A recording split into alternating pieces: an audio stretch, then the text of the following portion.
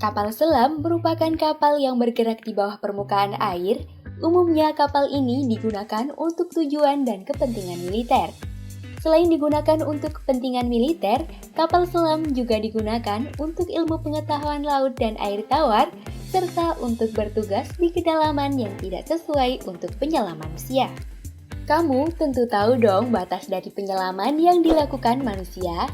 Nah, kapal selam ini bisa melebihi batas penyelam tersebut loh. Tapi, pernah kepikiran nggak sih, kok bisa ya kapal selam bertahan dan mengapung di air selama beberapa bulan bahkan?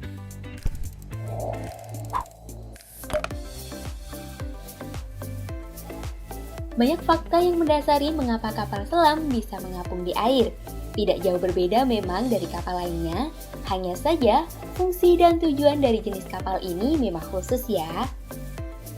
Jenis dari kapal ini juga banyak sekali loh, ada kapal selam diesel elektrik, kapal selam nuklir, dan kapal selam engineless.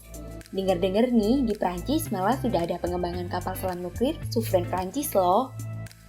Aduh, keren juga nih. Lalu bagaimana sih cara kerjanya kapal selam? Yuk kita bedah satu persatu kecanggihannya. Daya apung kapal.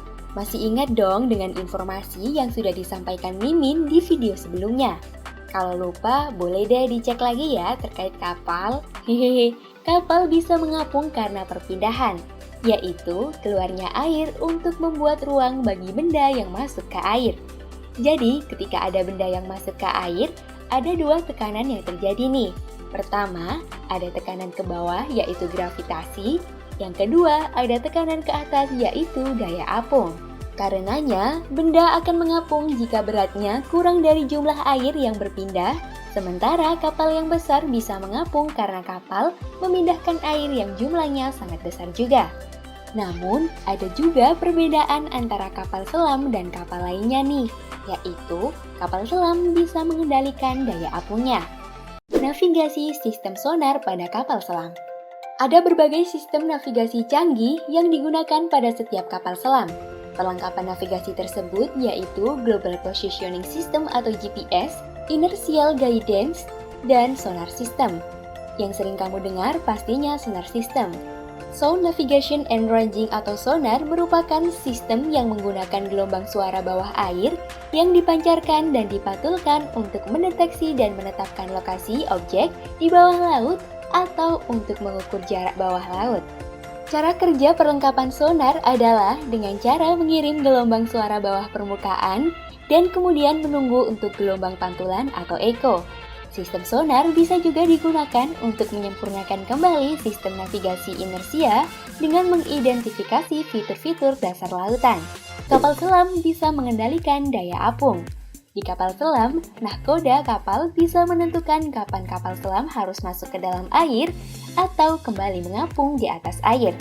Nah, tentunya ada teknologi khusus di dalamnya. Jadi, kapal selam memiliki tangki khusus yang bisa terisi oleh air atau udara. Saat kembali ke permukaan air, tangki ini akan terisi oleh udara.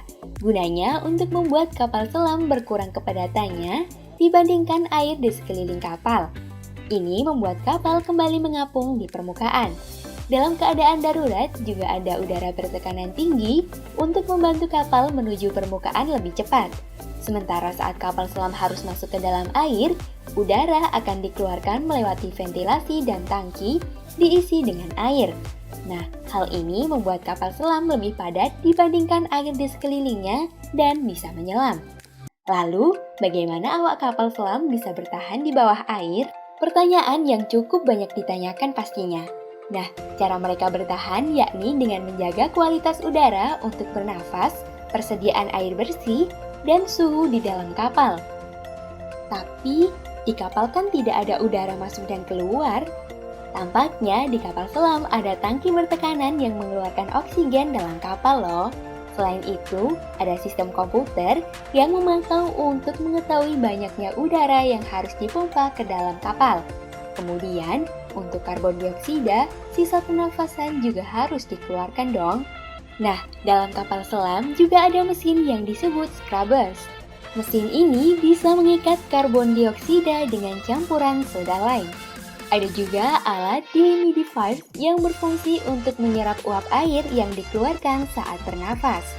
Persediaan air bersih untuk minum juga harus diatur sebaik mungkin loh. Tapi, ada juga kapal selam yang dilengkapi teknologi untuk memisahkan garam dari air laut. Sehingga, airnya bisa dimanfaatkan untuk minum, masak, mandi, dan mendinginkan barang elektronik gitu. Nah, ngomongin soal kapal selam nih, Indonesia sedang berduka karena kehilangan prajurit terbaiknya dalam tragedi tenggelamnya KRI Nanggala 402 yang bertugas di Laut Utara Bali. Pertanggal 24 April, kapal selam tersebut dinyatakan tenggelam dan berstatus on eternal patrol yang berarti patroli abadi atau patroli selamanya. Teriring doa terbaik untuk semua prajurit, terima kasih sudah menjaga Laut Indonesia dengan baik. Kini tiba saatnya kalian untuk beristirahat dan bersamanya selamanya. Terima kasih sudah menyimak sejauh ini. Jangan lupa buat like, comment, and share ke teman-teman kamu ya. Dan sampai jumpa di informasi penting lainnya.